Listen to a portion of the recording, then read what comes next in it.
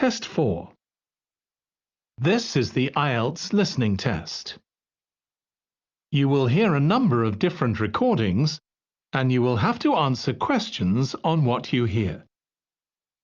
There will be time for you to read the instructions and questions, and you will have a chance to check your work. All the recordings will be played once only. The test is in 4 parts. At the end of the test, you will be given 10 minutes to transfer your answers to the answer sheet. Now turn to Part 1.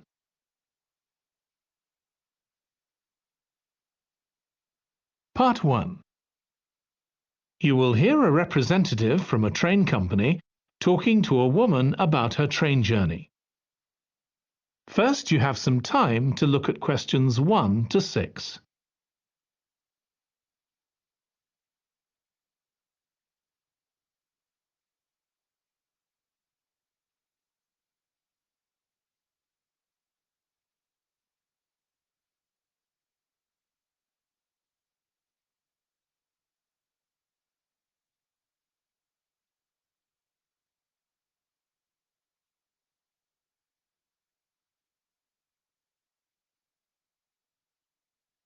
Now listen carefully and answer questions 1 to 6.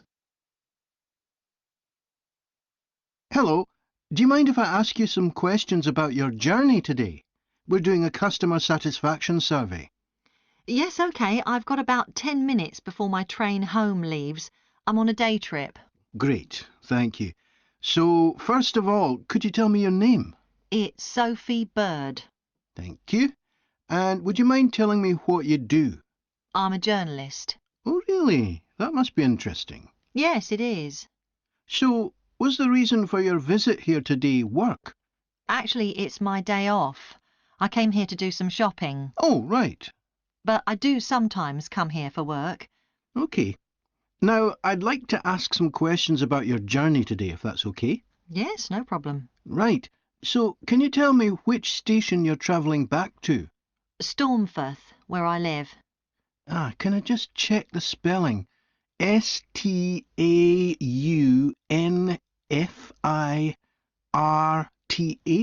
That's right. And you travelled from there this morning? Yes. OK, good. Next, can I ask what kind of ticket you bought? I assume it wasn't a season ticket as you don't travel every day. That's right. No, I just got a normal return ticket. I don't have a rail card, so I didn't get any discount. I keep meaning to get one because it's a lot cheaper. Yes, you'd have saved 20% on your ticket today. Oh, So you paid the full price for your ticket? I paid £23.70. OK. Do you think that's good value for money? Not really. I think it's too much for a journey that only takes 45 minutes. Yes, that's one of the main complaints we get. So you didn't buy your ticket in advance? No. I know it's cheaper if you buy a week in advance, but I didn't know I was coming then. I know. You can't always plan ahead. So, did you buy it this morning? No, it was yesterday. Right. And do you usually buy your tickets at the station?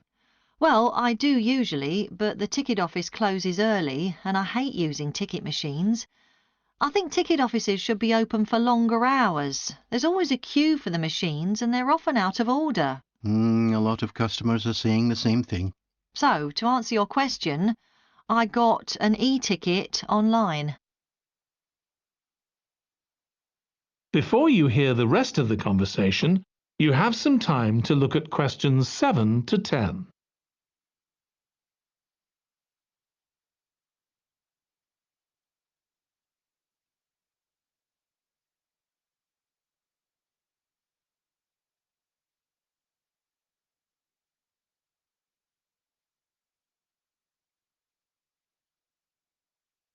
Now listen and answer questions 7 to 10.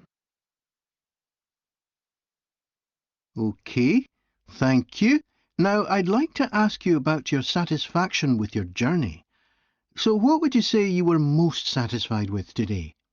Well, I like the Wi-Fi on the train. It's improved a lot. It makes it easier for me to work if I want to. That's the first time today anyone's mentioned that. Oh. It's good to get some positive feedback on that. Mm. And is there anything you weren't satisfied with? Well, normally the trains run on time and are pretty reliable, but today there was a delay.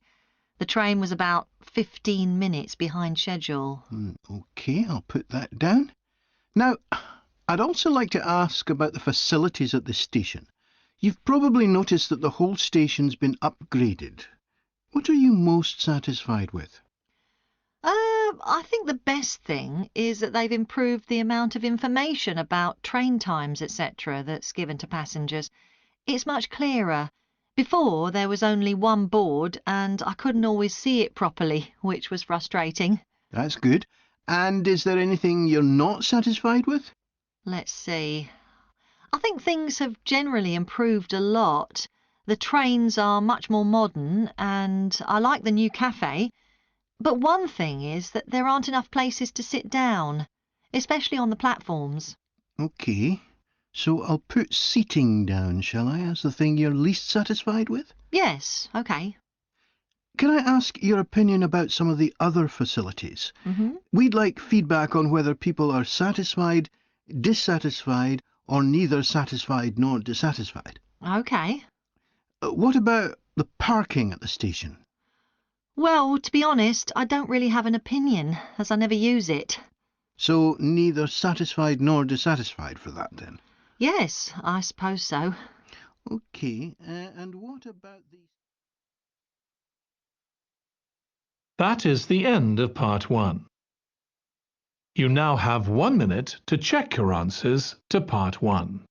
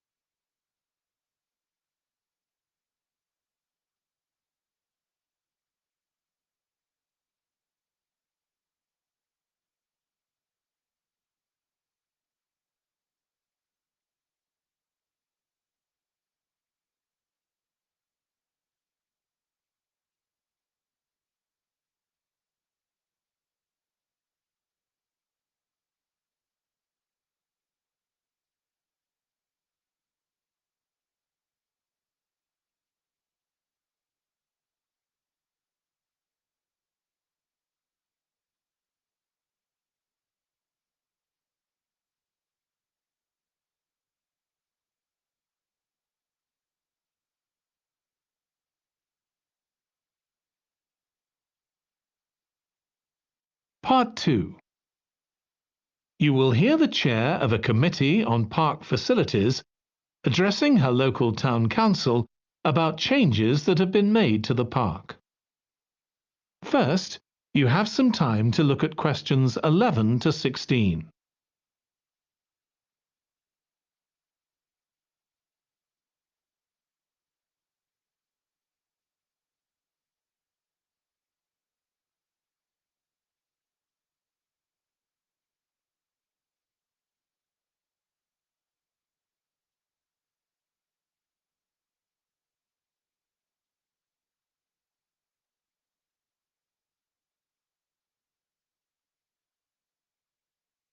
Now listen carefully and answer questions 11 to 16.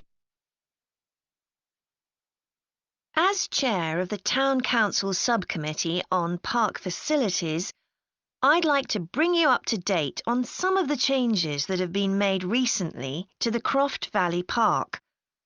So if you could just take a look at the map I handed out, let's begin with a general overview. So, the basic arrangement of the park hasn't changed. It still has 2 gates, north and south, and a lake in the middle. The cafe continues to serve an assortment of drinks and snacks, and is still in the same place, looking out over the lake and next to the old museum. We're hoping to change the location of the toilets and bring them nearer to the centre of the park, as they're a bit out of the way at present, near the adventure playground, in the corner of your map. The formal gardens have been replanted and should be at their best in a month or two. They used to be behind the old museum, but we've now used the space near the south gate between the park boundary and the path that goes past the lake towards the old museum. We have a new outdoor gym for adults and children, which is already proving very popular. It's by the glass houses, just to the right of the path from the south gate. You have to look for it, as it's a bit hidden in the trees. One very successful introduction has been our skateboard ramp. It's in constant use during the evenings and holidays. It's near the old museum, at the end of a little path that leads off from the main path between the lake and the museum. We've also introduced a new area for wildflowers to attract bees and butterflies. It's on a bend in the path that goes round the east side of the lake, just south of the adventure playground. Before you hear the rest of the presentation, you have some time to look at questions 17 to 20.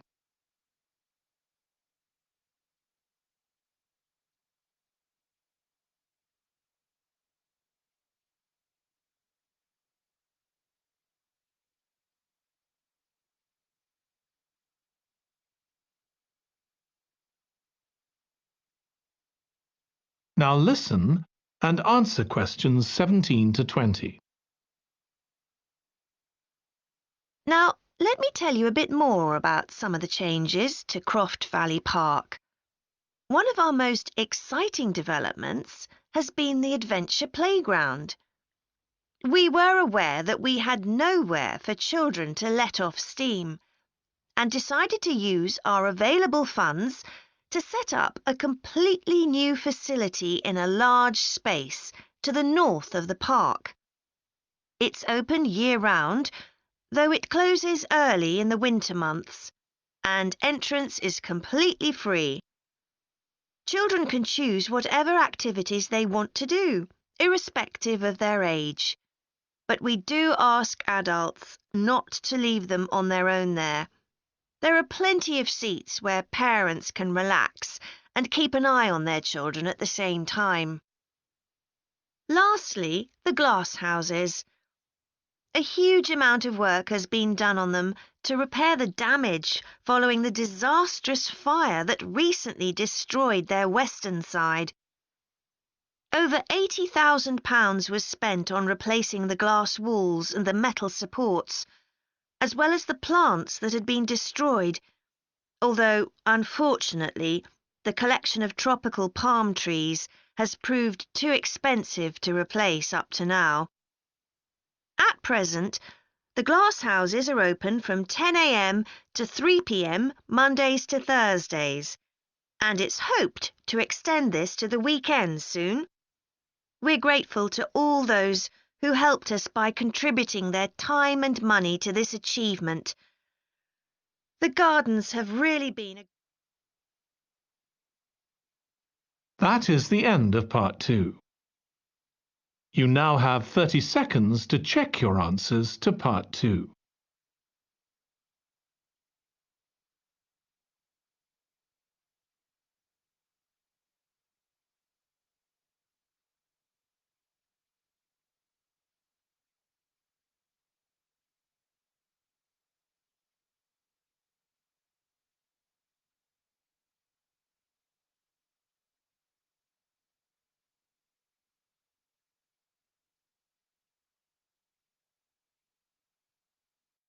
Part 3.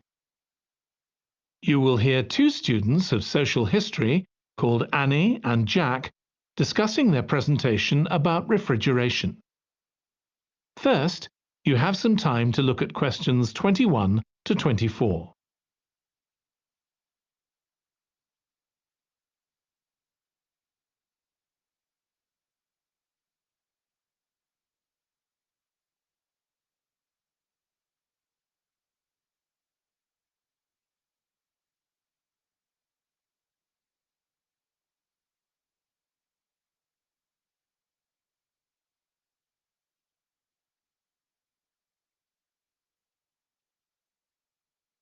Now listen carefully and answer questions 21 to 24. OK, Jack. Before we plan our presentation about refrigeration, let's discuss what we've discovered so far. Fine, Annie, though I have to admit I haven't done much research yet. Nor me. But I found an interesting article about ice houses. I'd seen some 18th and 19th century ones here in the UK, so I knew they were often built in a shady area or underground, close to lakes that might freeze in the winter. Then blocks of ice could be cut and stored in the ice house. But I didn't realise that insulating the blocks with straw or sawdust meant they didn't melt for months. The ancient Romans had refrigeration too. I didn't know that. Yes, pits were dug in the ground and snow was imported from the mountains, even though they were at quite a distance. The snow was stored in the pits. Ice formed at the bottom of it. Both the ice and the snow were then sold. The ice cost more than the snow, and my guess is that only the wealthy members of society could afford it. I wouldn't be surprised. I also came across an article about modern domestic fridges. Several different technologies are used, but they were too complex for me to understand. You have to wonder what happens when people get rid of old ones. You mean because the gases in them are harmful for the environment? Exactly. At least there are now plenty of organisations that will recycle most of the components safely. But of course, some people just dump old fridges in the countryside. It's hard to see how they can be stopped, unfortunately. In the UK, we get rid of 3 million a year altogether. That sounds a lot, especially because fridges hardly ever break down. That's right. In this country, we keep domestic fridges for 11 years on average, and a lot lasts for 20 or more. So if you divide the cost by the number of years you can use a fridge, they're not expensive, compared with some household appliances. True. I suppose manufacturers encourage people to spend more by making them different colours and designs. I'm sure when my parents bought their first fridge, they had hardly any choice. Yes, there's been quite a change. Before you hear the rest of the discussion, you have some time to look at questions 25 to 30.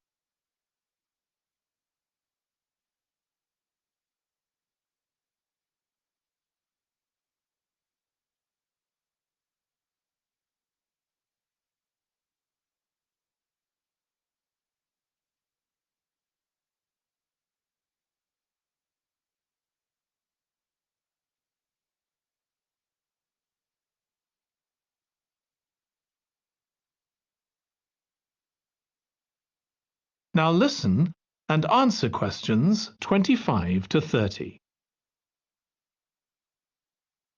Right, let's make a list of topics to cover in our presentation and decide who's going to do more research on them. Then later we can get together and plan the next step. OK. How about starting with how useful refrigeration is and the range of goods that are refrigerated nowadays?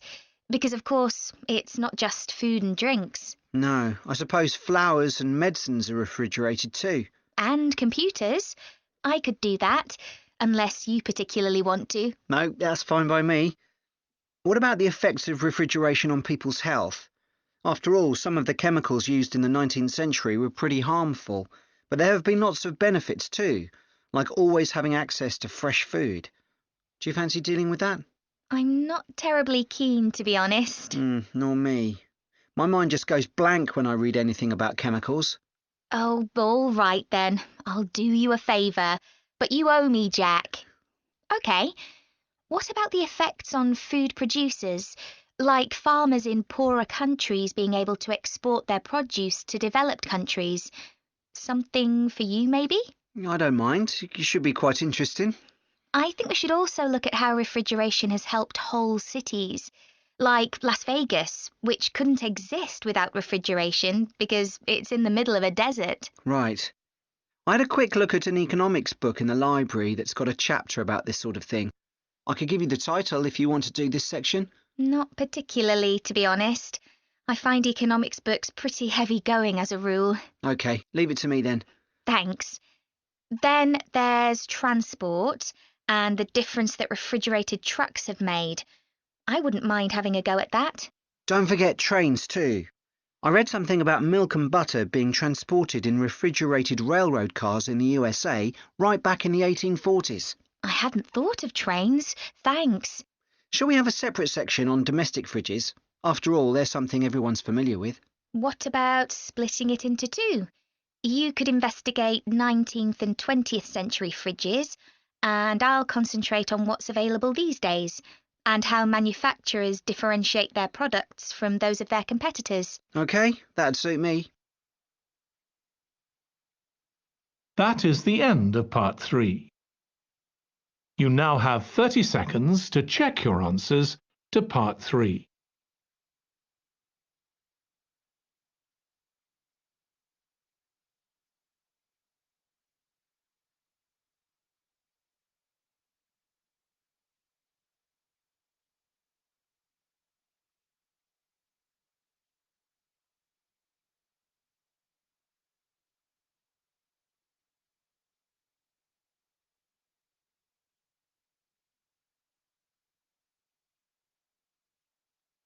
Part 4. You will hear a history student giving part of a presentation about changes in British society in the 19th century. First, you have some time to look at questions 31 to 40.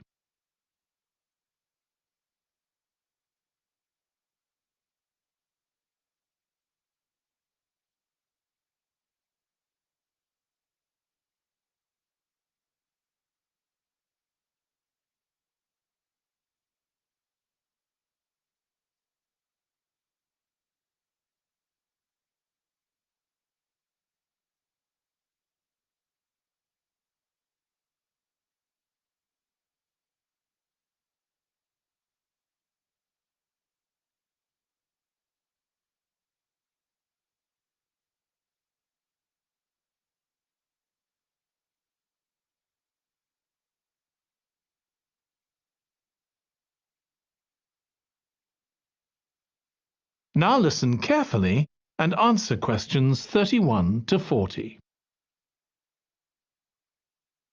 Hi everyone. In this session, I'll be presenting my research about the social history of Britain during the Industrial Revolution. I particularly looked at how ordinary lives were affected by changes that happened at that time. This was a time that saw the beginning of a new phenomenon, consumerism, where buying and selling goods became a major part of ordinary people's lives. In fact, it was in the 19th century that the quantity and quality of people's possessions was used as an indication of the wealth of the country. Before this, the vast majority of people had very few possessions, but all that was changed by the Industrial Revolution. This was the era from the mid-18th to the late 19th century, when improvements in how goods were made, as well as in technology, triggered massive social changes that transformed life for just about everybody in several key areas. First, let's look at manufacturing. When it comes to manufacturing, we tend to think of the Industrial Revolution in images of steam engines and coal.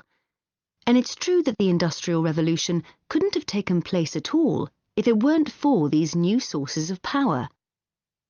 They marked an important shift away from the traditional watermills and windmills that had dominated before this. The most advanced industry for much of the 19th century was textiles. This meant that fashionable fabrics and lace and ribbons were made available to everyone. Before the Industrial Revolution, most people made goods to sell in small workshops, often in their own homes. But enormous new machines were now being created that could produce the goods faster and on a larger scale, and these required a lot more space. So large factories were built, replacing the workshops and forcing workers to travel to work. In fact, large numbers of people migrated from villages into towns as a result.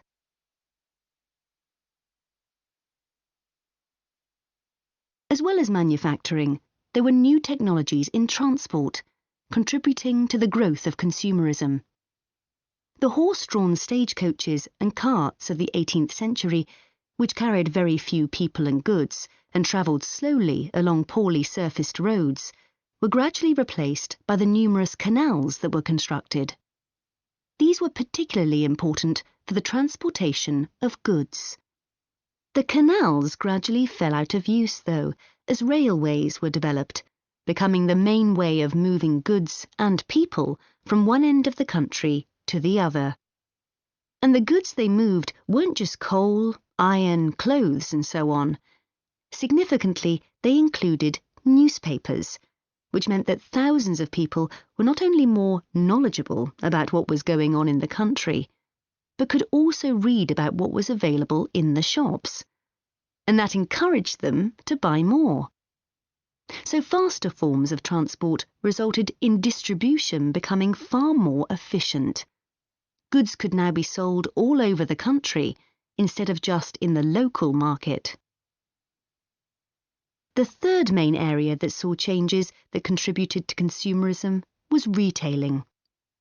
The number and quality of shops grew rapidly, and in particular, small shops suffered as customers flocked to the growing number of department stores, a form of retailing that was new in the 19th century. The entrepreneurs who opened these found new ways to stock them with goods and to attract customers. For instance, improved lighting inside greatly increased the visibility of the goods for sale. Another development that made goods more visible from outside resulted from the use of plate glass, which made it possible for windows to be much larger than previously. New ways of promoting goods were introduced too. Previously, the focus had been on informing potential customers about the availability of goods. Now, there was an explosion in advertising trying to persuade people to go shopping. Flanders claims that one of the great effects of the Industrial Revolution was that it created choice. All sorts of things that had previously been luxuries, from sugar to cutlery, became conveniences, and before long they turned into necessities. Life without sugar or cutlery was unimaginable, rather like mobile phones these days. That is the end of part 4. You now have 1 minute to check your answers to part 4.